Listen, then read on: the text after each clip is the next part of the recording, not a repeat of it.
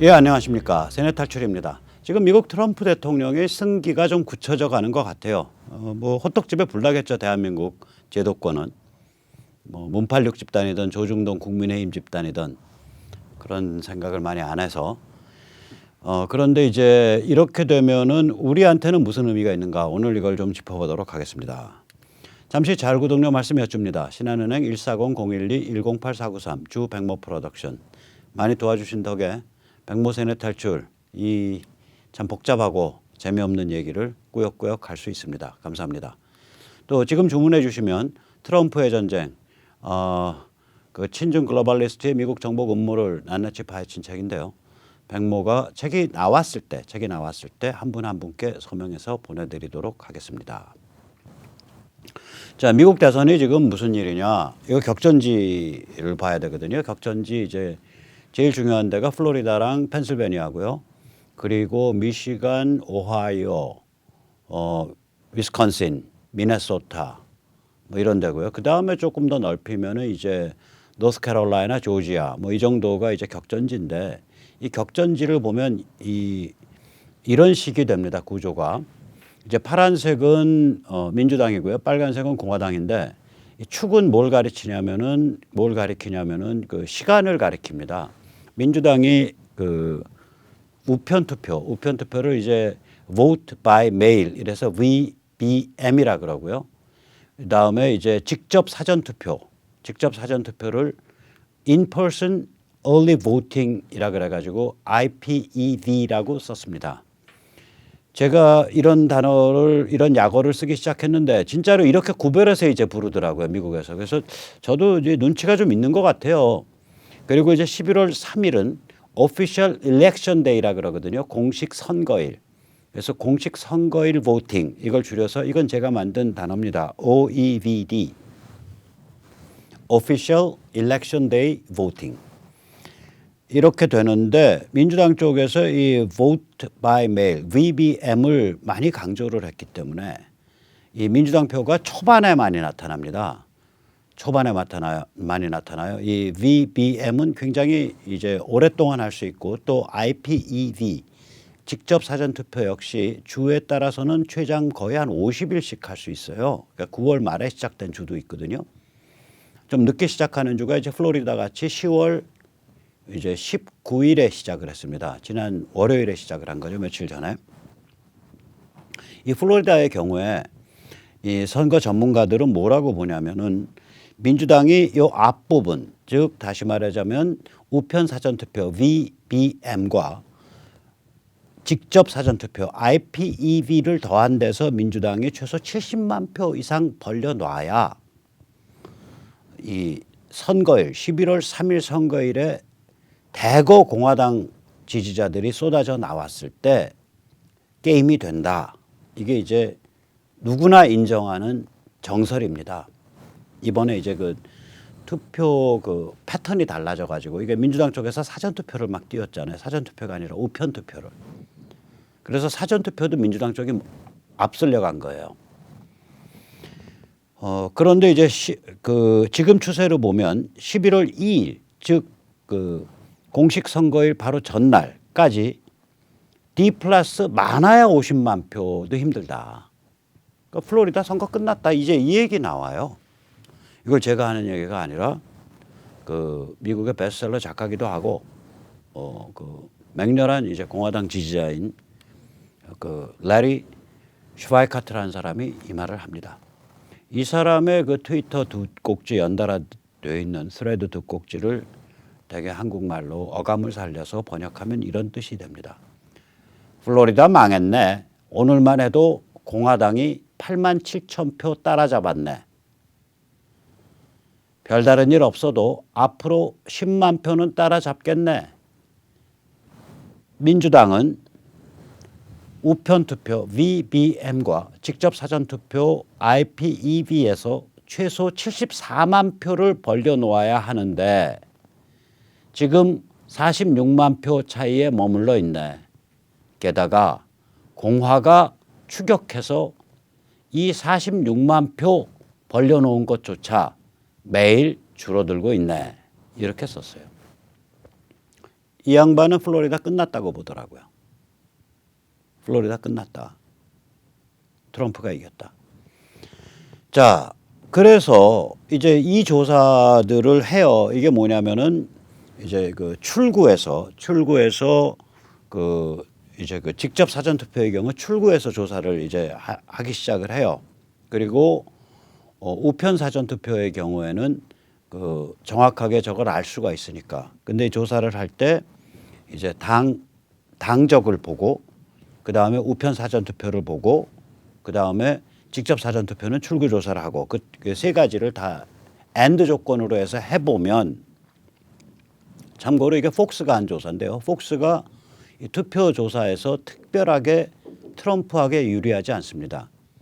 폭스가 뉴스 해설이나 시사 해설에서는 공화당 트럼프 편인데 지난 2016년 선거에서도 폭스가 굉장히 트럼프에 대해서 박하게 그 여론조사를 했었어요. 이게 폭스 조사입니다.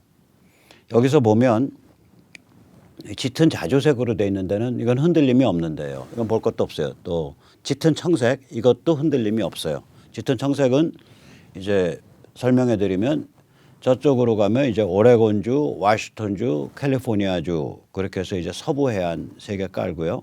그 다음에 이제 뉴잉글랜드 지방으로 가면은 뉴헤븐 하나 빼고 뉴헤븐이 경합주입니다.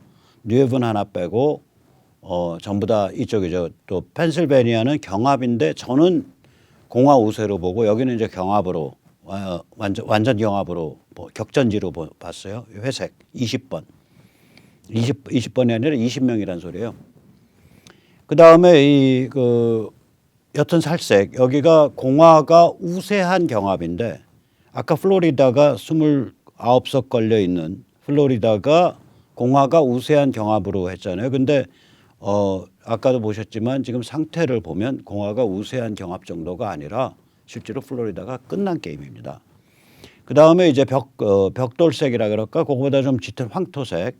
이거는 이제 그 어디가 되냐면은 이제 공화가 우세 경합이 되죠. 노스캐롤라이나. 그 다음에 그 어디냐? 그 플로리다 그리고 아리조나 뭐 이런 데들이죠. 조지아. 자, 그래서 한번 보시면 이제 공화 강세 경합이 아이오와는 이제 5대5 밑에 저기 이렇게 6이라고 숫자 써 있는데요. 오하이오 이거는 5대5 밑에 18이라고 숫자 쓰인 될 겁니다. 그리고 그 조지아는 여기 플로리다 위에 16이라고 숫자 쓰인 됩니다. 이때 이 숫자는 그 선거 대통령 선출인단 그 의석이라 그러고 선출인단이 몇 명이냐 그 주에 할당된 그걸 뜻합니다. 공화 우세 경합은 노스캐롤라이나 이거는 오른쪽의 중간쯤에 15라고 숫자 쓰인 됩니다. 플로리다 오른쪽 하단에 29라고 숫자 쓰인 됩니다. 아리조나가 저기 서부에 와서 캘리포니아 옆에 11이라고 숫자 쓰인 됩니다. 거기를 이제 공화 우세 경합으로 보고 있습니다. 격전지는 네바다 이게 어디냐면은 6이라고 숫자 쓰인 됩니다. 네바다요 전번에 힐러리가 먹었던데요. 그 다음에 미네소타 이거 10이라고 숫자 쓰인 됩니다. 이거 아마 다 이번에 다 긁어올 거예요. 그 다음 이거 미네소타 전번에 아주 작은 차이로 저기 누구야 그 힐러리가 먹었는데요. 2016년에. 그 다음에 이제 펜실베니아 오른쪽에 20이라고 숫자 쓰인 됩니다. 이거는 전번에 아주 작은 차이로 저기 어디요? 트럼프가 먹은 데죠. 참고로 이 18이라고 오른쪽 위에 18이라고 숫자 쓰인 오하이오와 20이라고 숫자 쓰인 펜실베니아는 이거는 사실은 트럼프에 올 확률이 굉장히 높아요. 그럼 여기가 그 프래킹 즉 셰일 혁명으로 가장 경제가 좋아진 두 개의 주거든요. 그런데 바이든이나 해리스는 이 셰일 그 프래킹에 대해서 반대를 합니다. 그러니까 어저께 이 펜실베니아 사람한테 이렇게 질문을 하니까 펜실베니아 사람이 씩 웃으면서 그러더라고요. 질문이 뭐였냐? 바이든 이 사람 최근 들어서 그 뭐 프래킹 원래 반대하다가 반대 안 한다고도 하지 않습니까? 이렇게 질문하니까 이 사람 씩 웃으면서 하는 말이 바이든은 그날 아침에 매일매일 아침에 무슨 알약 먹었냐에 따라 가지고 대답이 달라지는 사람입니다. It depends on what kind of pills he takes every day morning. 그렇게 얘기하더라고요. 그러니까 걔 말하는 걸 어떻게 믿냐 그 소리지. 그래서 이제 여기서 보면 이제 격전지를 이제 회색으로 보면 6번 네바다, 그 다음에 10번 미네소타, 20번 펜실베니아로 보고 있고 민주 강세 경합, 민주가 강세 경합인데 저게 맨 위에 오른쪽 위로 가면 4자 쓰인 데가 있어요. 4자 쓰인 데가. 뉴햄셔거든요. 저는 뉴햄셔가 뒤집힌다고 봐요. 그래서 이게 아마도 저쪽으로 저기 뭐야 끌려올 수 있다 이렇게 보고 있습니다. 그래서 그런데 이제 이 조사를 보면 누구 찍었냐는 못 물었잖아요. 누구 찍었냐 못 물었어요. 이 그림에 보면 왼쪽 아래 글 쓰인 데 보면요. 파티 아이디 즉 당적을 확인했고 VBM 당적 확인한 바탕 위에서 이 당적을 가지고 이 우편 투표 회송되어 온 게 어느 당적 소속이냐를 봤단 소리예요. 그 다음에 in person IPEV 지금 여기에 그 직접 사전 투표 나온 사람이 무슨 당적이냐를 봤단 소리예요. 뭐 찍었냐를 못 들여다본 거예요. 당적을 갖고 확인한 거예요. 당적을 갖고. 그런데 이게 무슨 뜻을 가지냐면요. 민주당적 가지고 이 격전지는요. 민주당적 가지고 트럼프 찍는 사람들이 상당히 많아요. 그러면 한 명만 그렇게 해도 표 차이는 둘 벌어지잖아요. 이게 경합주에서 2016년에 이런 케이스로 다 이겼었어요. 트럼프가. 그래서 이 그림도 상당히 그러니까 바이든한테 유리하게 잡아준 그림이라고요. 그런데 지금 이 그림 상태에서도 이게 지금 2020년 10월 22일 현재인데 이 그림 상태에서도 326대 212로 트럼프가 유리합니다. 그래서 지금 바이든 진영이 패닉입니다. 패닉. 저는요 사실은 그 여기 보시면은 그 빨간 바다 한가운데 그 중서부가 아니라 이제 이제 서남부에 구라고 딱 찍혀 있는 데가 저기가 콜로라도예요. 2016년에 힐러리가 13만 6천 표 차이로 이긴 데입니다. 콜로라도가. 그런데 여기에 2016년에 제3후보 리버테리안 파티 제3후보가 14만 4천 표를 가져갔어요. 시장 만능주의자들. 그래서 저는 콜로라도 한번 뒤집어 봤으면 좋겠다 이런 헛꿈을 꾸고 있습니다. 또 그 아래 그 뉴멕시코입니다. 2016년에 힐러리가 6만 5천 표 차이로 이겼는데 여기에도 시장 만능주의 제3후보 존슨이 7만 4천 5천 표 가져갔던 데입니다. 그래서 뉴멕시코도 한번 뒤집어 봤으면 좋겠다. 그래서 만약에 여기까지 뒤집히면 이제 바이든은 그리고 여기 뒤집히고 저기 뭐야 저기 어디 뉴햄셔가 뒤집히면요 이 그림에서 지금 파란색 계열 그리고 회색까지 다 먹으면 바이든은 한 210석 210석 정도까지 갈 것 같습니다. 떨어지면 200석 210석 190 몇 석 이렇게 가요. 190 몇 석. 그래서 그 정도까지도 내려갈 수 있다. 그 다음에 그래서 여기 이 그림에 보면 지금 노스캐롤라이나는 경합으로 나오잖아요. 우세 경합, 트럼프 우세 경합. 이게 저기 오른쪽에 15번. 그 오른쪽 해안에 15자 쓰인데 우세 경합으로 나오는데 이게 어저께 있었던 노스캐롤라이나 게스톤의 유세장 분위기입니다. 이걸 보시고 이거가 우세 경합이냐? 이게 우세 경합이 아니에요. 이미 결정됐다고 봐야 돼. 한번 보시죠.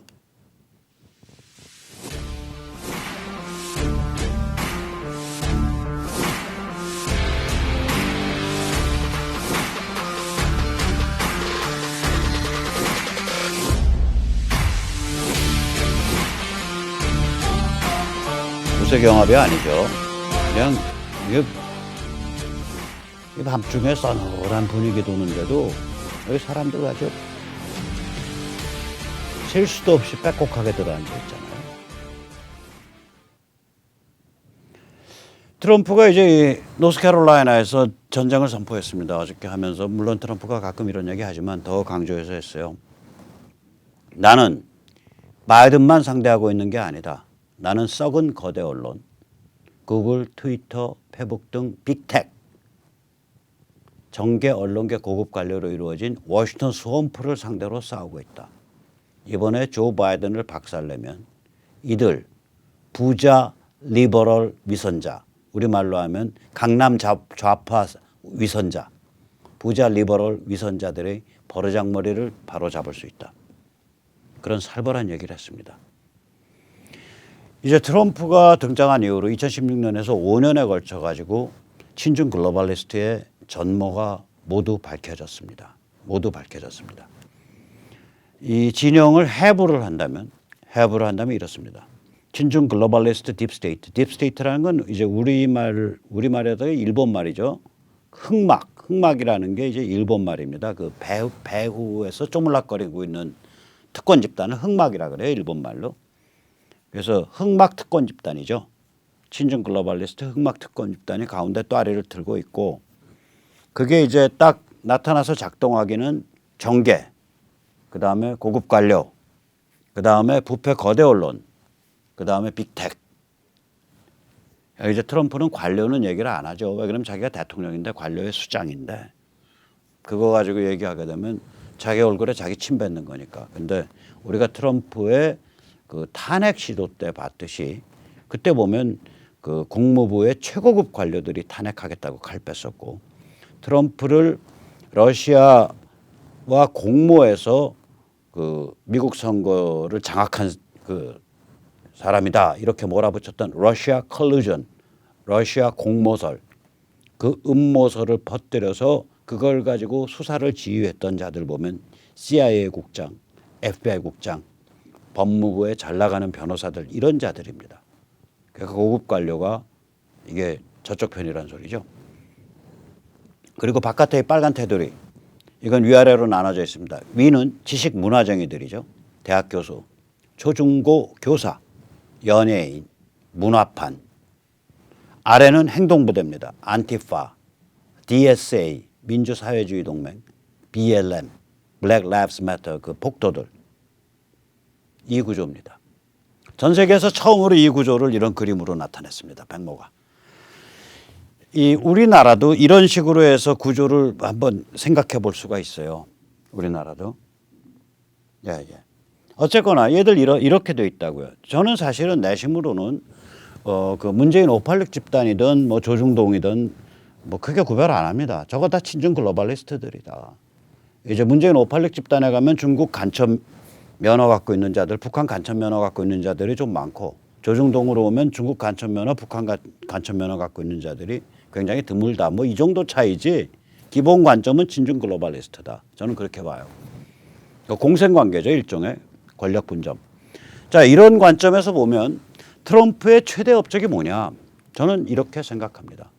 트럼프의 최대 업적은 친중 글로벌리스트의 실체를 밝히고 싸움의 전선, 프론트라인을 창출한 것이다.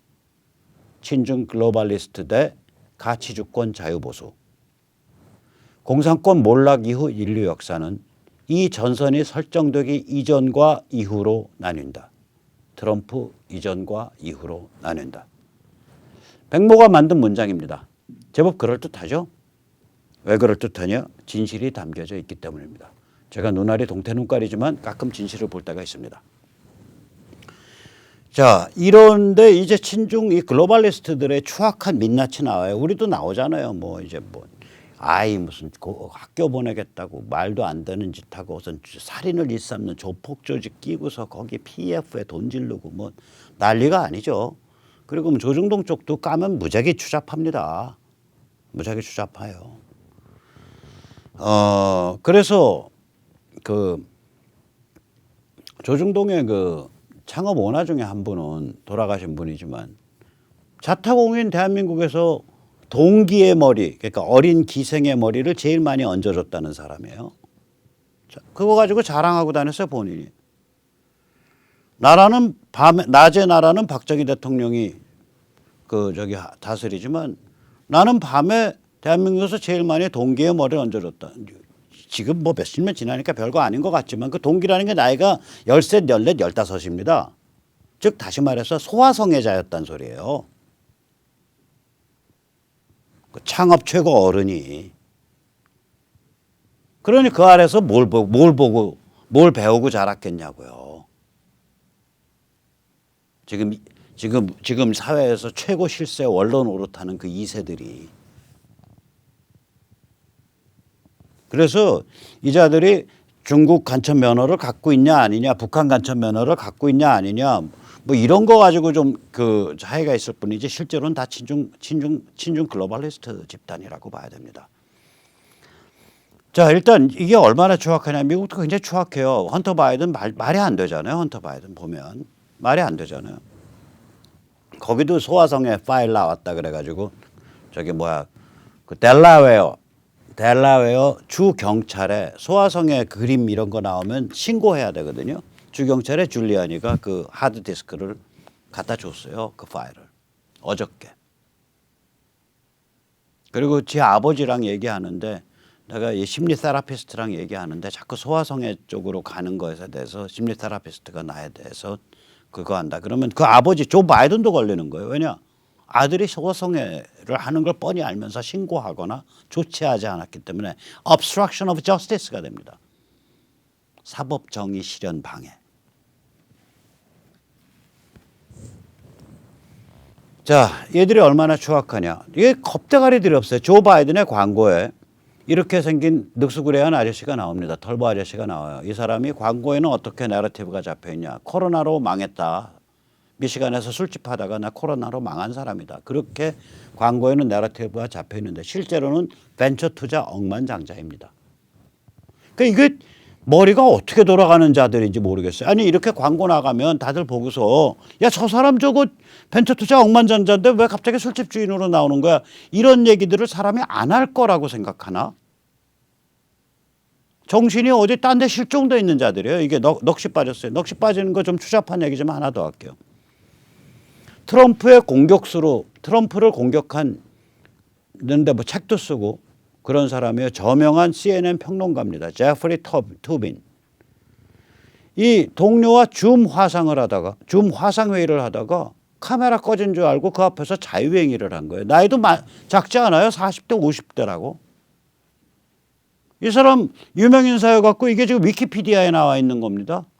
듣보잡 아니에요. 책도 쓰고요. 베스트셀러급에. 트럼프 공격하는. 이 자들이 정신이 실종된 자들이라니까. 또 하나 보여드릴게요. 얼마나 극언을 일삼는지. 트위터 창업자이며 트위터의 대표이사였던 피터 그린버거라는 아주 그 범털 인간이 있습니다. 이 사진에 여기 이제 보실 때 오른쪽에 있는 저 대머리 아저씨입니다. 이 사람이 이제 트위터의 일선에서 물러난 다음에 리버럴 좌파 정치 잡지 The Hill을 인수해서 그 발행인을 하고 있습니다. 그런데 이 사람이 CNN과 인터뷰에서 이렇게 말을 합니다. 우리는 지금 매우 특이하고 위험한 상황에 처해 있습니다.